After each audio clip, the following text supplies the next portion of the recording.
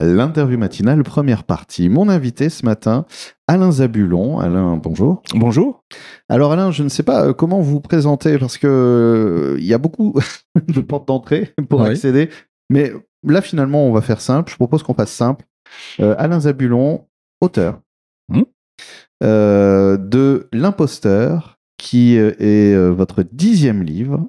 Absolument, tout à fait. Qui est alors on va parler du sujet qui est absolument ce que je dis, hein, c'est un terme, hein, je crois qu'il existe, un page turner, voilà, c'est un anglicisme, un tourneur de page. Voilà, on est dans une histoire qui mélange thriller, écriture, fiction politique, imposture littéraire, histoire d'amour. C'est vaste, c'est un petit peu mélange de tout, mais j'aime bien. C'est vrai? Eh oui, j'aime bien faire des mélanges de genres comme ça. C'est tout le plaisir que j'ai à écrire, c'est d'inventer des histoires dans lesquelles je me fais plaisir, et puis j'essaie évidemment de faire plaisir à ceux qui me lisent. Et effectivement, ce livre, il part d'une imposture littéraire, qui est le fait en 2 mots, d'un professeur de collège qui n'est pas très heureux dans sa vie. Il est professeur de collège dans une zone d'éducation prioritaire, sa vie est un peu tristounette, et surtout, il rêve d'être écrivain. Malheureusement, il n'y arrive pas. Et tous les manuscrits qu'il envoie dans les maisons d'édition lui sont retournés avec une formule de politesse. Malgré l'intérêt de votre ouvrage, etc. Nous sommes au regret de vous annoncer que. Jusqu'au jour où, à la faveur d'un déménagement qu'il fait avec un copain, il tombe sur un manuscrit emmailloté, scotché, planqué au fond d'une cuisinière, quasiment introuvable. Il tombe sur ce manuscrit, ça l'intrigue. Et du coup, il ne résiste pas au plaisir de l'embarquer et de le lire. Et ce livre va bouleverser son existence. D'abord, il va rentrer dans cette histoire qui va l'habiter, qui va l'envoûter. Il va faire des recherches pour voir si ce roman existe quelque part, est-ce qu'il a été publié. Il va passer des heures sur Internet à rechercher cet auteur qui officiellement s'appelle Paul Nerval, mais il ne le trouve pas. Le roman, il ne le trouve pas non plus. Et il ne va pas résister à la tentation, il va le publier en son nom. Et ça va totalement bouleverser sa vie. Il va d'abord connaître un immense succès. C'est le roman de l'année. Le voilà propulsé prix Goncourt, les prix Goncourt. Il va décrocher même le prix Goncourt. Donc sa vie va s'en retrouver totalement bouleversée. Sauf qu'il va découvrir à ses dépens qu'il n'aurait jamais dû publier cette histoire. Et on ne va pas dire pourquoi. On va simplement dire que le jour où son fils est kidnappé, il va réaliser que cette histoire n'aurait jamais dû sortir. Évidemment, vous ne saurez pas pourquoi. Sauf si vous lisez L'Imposteur, naissance d'un écrivain. En off, Alain, vous m'avez parlé de Pierre Bellemare. Oui. Qui était là. Oui. À ce moment-là. Oui. C'est incroyable. Vous le faites très bien. J'ai fait quoi? Et non, mais c'est vrai, on a parlé de Pierre Bellemare, de cette envie de raconter des histoires. Pierre Bellemare qui a bercé un peu votre jeunesse, en fait, dans cette histoire. Il fait partie de ces gens qui m'ont fait aimer la télé. Il avait des talents de conteur, de raconteur d'histoire. Et puis surtout, et ce que je vous ai dit, et je suis prêt à le répéter à l'antenne, il représentait cette culture de bienveillance, d'érudition, de bonhomie, de culture. Ça, c'était l'époque de Pierre Bellemare. Et puis aujourd'hui, on a Cyril Hanouna. Et oui, voilà. Je ne vais pas vous contredire. Et vous aurez compris des deux lequel je préfère. Évidemment. Et c'est important, enfin, de ne pas confondre bienveillance et naïveté, en fait, de redonner ses lettres de noblesse à la bienveillance. Pour revenir au livre, L'Imposteur, je vous posais la question, en fait, parce que l'intrigue est quand même extraordinaire. C'est l'histoire d'un homme, d'autant plus dans une société qui est en crise de vérité, c'est-à-dire qu'on est obsédé par la vérité, ou l'idée de la travestir, ou l'idée d'en faire une espèce de socle immuable, quitte à se tromper. Enfin, la question de la vérité est une question troublante en ce moment. Oui, tout à fait. Et là, on a l'histoire d'un homme qui, sur un mensonge, va finalement va pouvoir devenir qui il est au fond et qu'il attendait d'être depuis déjà longtemps. Oui, c'est ça. C'est l'histoire d'un mensonge, d'une imposture, on peut dire cela, puisqu'il a piraté cet ouvrage qu'il n'a pas écrit, et ça va révéler quelque chose que je ne veux évidemment pas raconter, mais oui, j'aime bien ce que vous dites, c'est tout à fait ça. Nous vivons une époque où la vérité n'est que relative, où chacun a sa vérité, mais où la vérité, dans l'absolu, n'existe plus. Le rapport à la science a complètement changé. Aujourd'hui, l'avis d'un scientifique de renom qui a 15 ans d'études et qui explique quelque chose n'a pas plus d'importance qu'un obscur anonyme qui est sur les réseaux sociaux va vous expliquer que le dérèglement climatique n'existe pas. Nous vivons l'époque des vérités relatives, des fake news, des impostures. Et là, j'ai voulu effectivement manier un paradoxe, puisque cet homme devient célèbre à partir d'un livre qu'il n'a pas écrit. Et à partir de là, ça va déclencher quelque chose dans la deuxième partie du livre qui, je l'espère, surprendra le lecteur. Mais je ne peux pas en dire plus. Alors voilà, moi je peux dire quelque chose, c'est que le début est surprenant parce que le début commence pas du tout à ce niveau-là, d'ailleurs, mais nous plonge dans une espèce d'ambiance. J'avais presque l'impression d'être dans un film d'espionnage, j'allais dire des années 70, mais même pas en fait, une espèce de film un peu de oui, si, toute cette courant du cinéma qui pouvait y avoir, un peu âpre, un peu sec, et qui nous montre des coulisses en fait, et sans le glamouriser. Enfin, le début est saisissant, dur aussi. Moi, à un moment, j'ai fait, sans dire ce qui se passe, hein, mais bon. Oui, j'aime bien faire réagir le lecteur par des contrastes. C'est-à-dire qu'effectivement, le premier chapitre est rude. Voilà, on rentre dans l'histoire de manière un peu brutale. On est plongé, ouais. Ensuite, on passe sur une narration beaucoup plus lente, dans lesquelles le principal personnage, je l'installe un peu dans sa vie, dans son quotidien, et j'emmène le lecteur dans ses rêveries littéraires, dans ses désirs d'écriture, et là on est dans autre chose. Et puis, quand il va donc s'approprier ce manuscrit anonyme, là, on va revenir. Alors, il y aura la période d'euphorie, de gloire, où effectivement, il va décrocher le prix littéraire le plus prestigieux. Et puis, c'est après que les choses se gâtent. C'est presque le risque de l'effet loto. Ouais. Le fait de gagner quelque chose qu'au fond de soi, on a l'impression de ne pas vraiment avoir mérité. Et, oui. Les gens qui gagnent au loto sont confrontés souvent à cette difficulté. Ouais. C'est pour ça qu'ils sont suivis ou accompagnés. Ouais. Parce qu'il y a d'un coup, je reçois quelque chose qu'en réalité, je n'ai peut-être pas vraiment mérité. Mais on arrive déjà à la fin de la première partie de l'interview. Une dernière question, si vous voulez bien. C'est une question un peu ludique. C'est, est-ce que vous avez...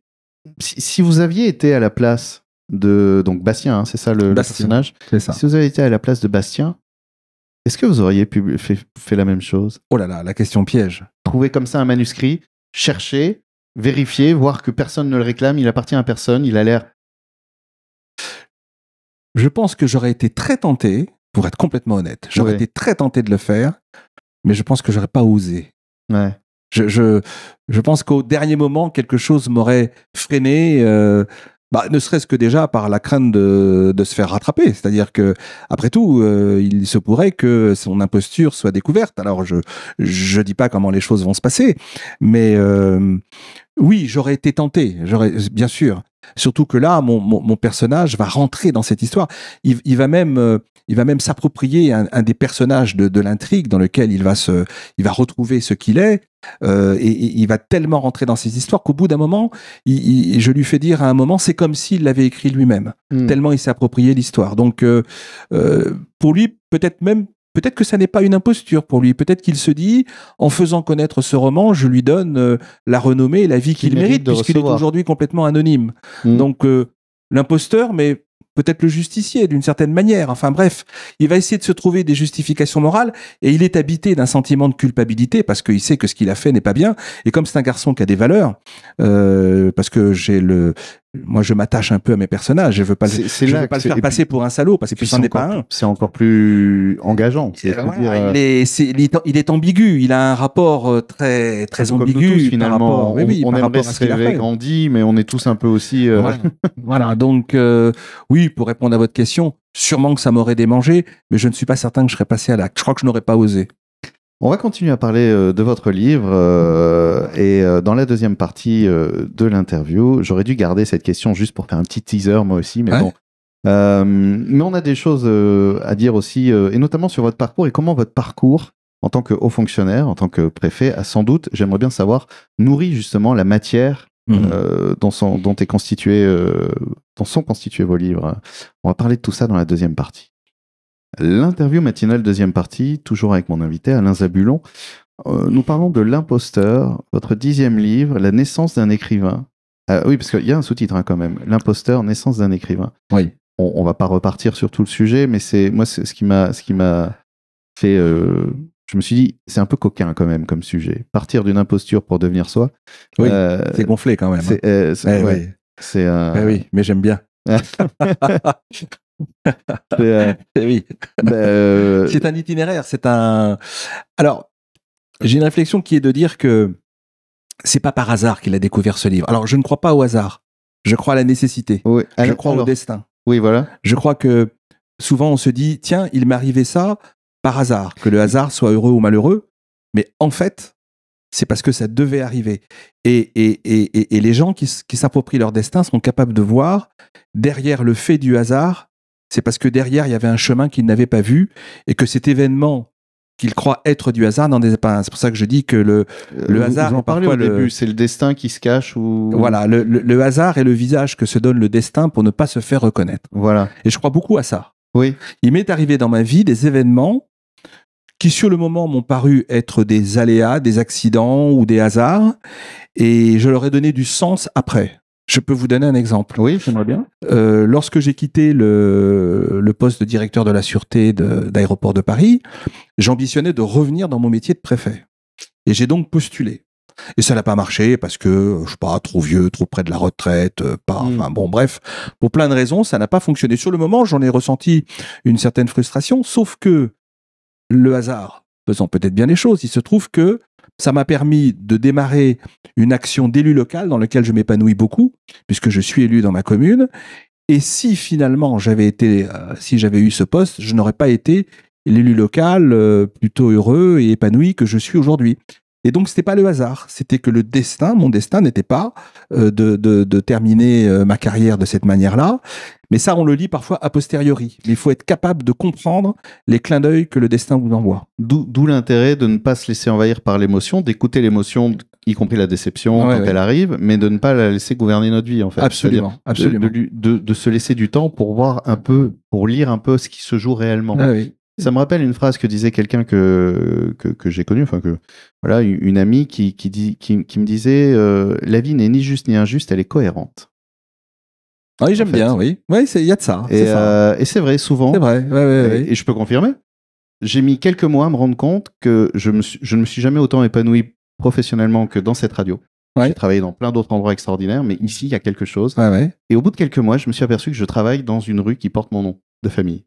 Ah bah oui, c'est vrai. Tiens. Je travaille rue Saint-Romain. Eh ben oui. Et je ne l'ai pas vu tout de suite. Hein. Ouais. Donc voilà, je suis assez d'accord que le destin est coquin, donc il se révèle pas tout de suite à nous-mêmes, puis il nous donne cette illusion du choix, du hasard, mais en réalité, il y a une cohérence absolue dans ce que la vie nous propose. Oui, tout à fait. Le hasard vient, mais en fait, ce qu'on ne voit pas toujours, c'est qu'il vous ouvre une porte. C'est ça.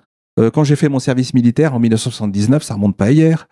Au départ, je voulais le faire à Paris, dans mon univers, près de mon cocon familial, bien protégé. Et je me suis retrouvé embarqué sur un bateau de la Marine nationale à Toulon. Ce qui n'a rien à voir. Ce qui a juste rien à voir. Sur le moment, j'ai maudit le destin. Et avec le recul, je m'aperçois que ça m'a permis de connaître une aventure humaine hors du commun et qui m'a marqué, qui a fait partie des choses qui m'ont construite. Et donc, non, c'était pas le hasard. C'est parce qu'il fallait qu'à la faveur de cette expérience, je me suis retrouvé embarqué sur ce bateau de la Marine nationale. Il y a des choses que j'ai découvertes et que je n'aurais pas pu connaître si j'avais été planqué dans un bureau à Paris. Donc voilà, le hasard est parfois, le destin parfois taquin, mais il faut savoir se laisser taquiner et après introduire de la cohérence. Et c'est ce qui arrive avec mon personnage. Au départ, et accepter aussi nos propres failles, parce qu'elles font partie du cheminement. C'est-à-dire se dire, oui, là j'ai fait quelque chose de pas ok. Parce qu'on est doué, comme ce personnage, j'ai l'impression aussi, pour se mentir à soi-même. C'est-à-dire se raconter des histoires. Nous aussi, on se raconte notre propre histoire et souvent on reste aveugle à ce qu'on ne voudrait pas voir de nous-mêmes. Et c'est ce qui se fait. Il se dit oui, mais finalement, j'aide ce livre à être, avoir une exposition qu'il mérite d'avoir. Mais j'aurais pu le faire d'une autre manière, beaucoup plus honnête. Donc il se travestit quand même de lui-même. Mais au final, il le vit pleinement. Il accepte de le vivre pleinement et en le vivant pleinement, y compris dans ce qui est pas honorable.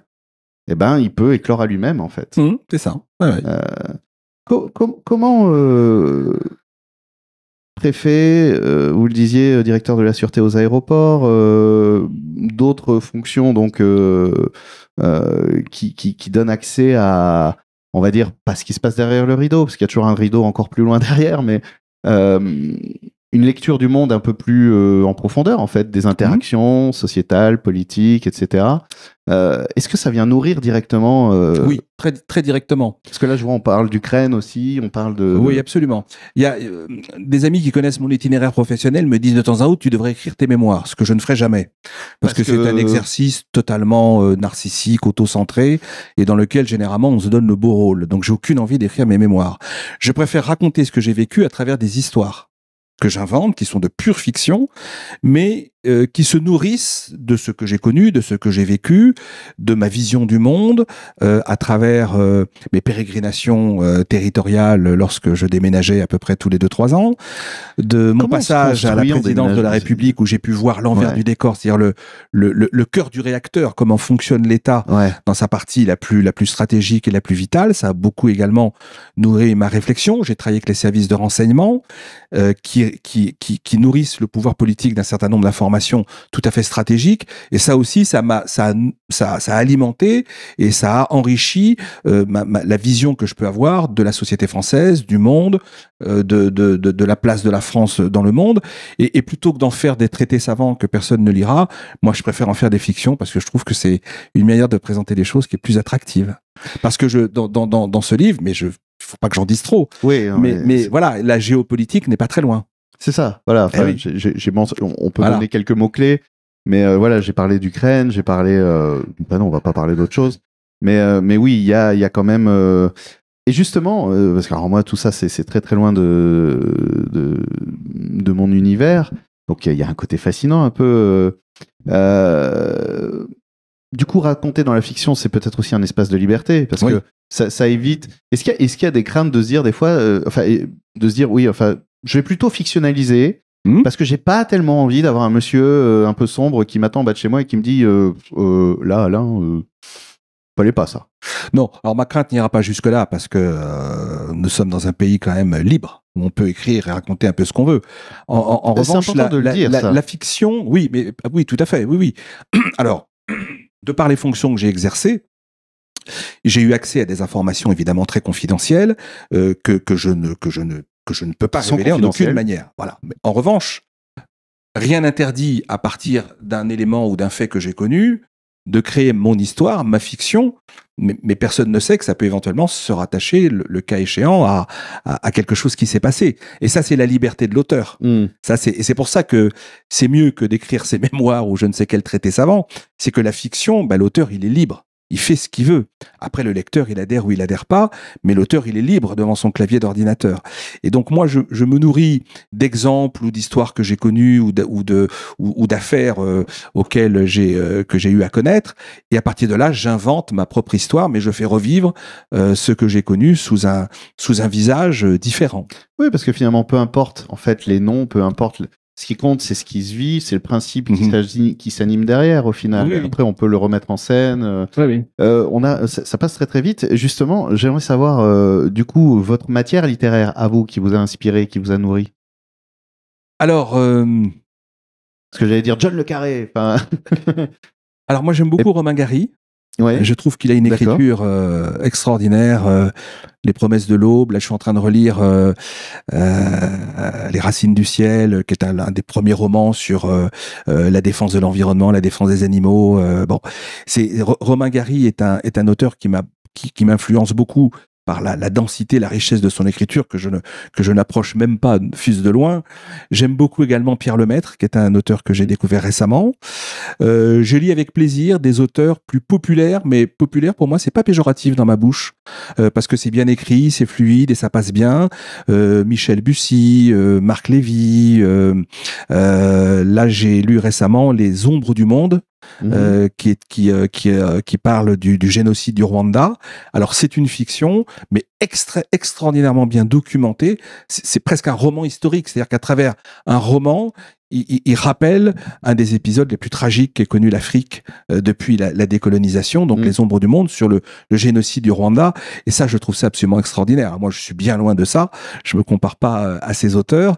Mais voilà, j'aime bien ce genre de littérature bien écrite, qui emporte le lecteur, qui est un peu le page turner dont vous parlez, où on n'a pas envie d'arrêter avant la fin, et qui en même temps vous apporte quelque chose et vous instruit sur un épisode ou autre. J'ai lu également La Symphonie des monstres de Marc Lévy, qui à partir d'une fiction dénonce ces enlèvements d'enfants ukrainiens par les Russes pour les déporter en Russie, les faire adopter par des familles.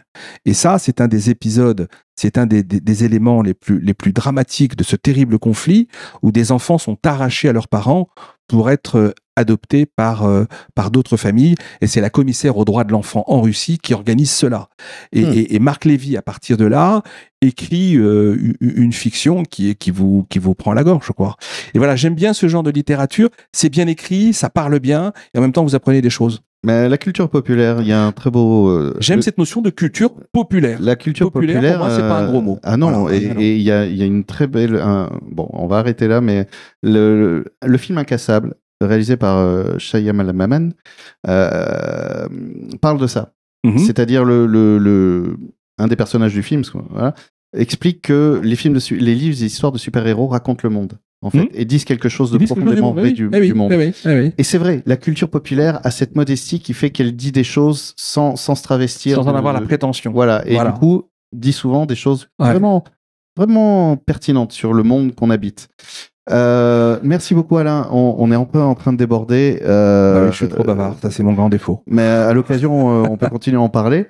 Pour ceux qui souhaitent se procurer vos livres, c'est sur Bookelist, c'est ça? Je vous explique. Donc, le tout dernier, L'Imposteur, il est disponible à la librairie Fauve à Créon, la toute nouvelle librairie, une très belle librairie qui s'est créée récemment et j'ai plaisir de faire un petit peu leur promotion parce qu'elle le mérite, gérée par vraiment une petite équipe formidable. Donc, il est en vente dans cette librairie. Sinon, il se trouve sur le site internet de mon éditeur Hugo Stern. Hugo comme le prénom, Stern, S-T-E-R-N. Donc, en tapant mon nom ou le titre, on peut l'acheter par internet. Et tous mes autres romans que j'ai auto-édités, donc j'ai tout fabriqué, y compris la couverture avec ses petits défauts, eh bien, c'est sur une plateforme d'auto-édition qui s'appelle bookelist.com. Merci beaucoup Alain. Et merci de m'avoir reçu. Je propose, parce que comme on est un peu dépassé, on va écouter un petit morceau de musique tout de suite que vous allez choisir.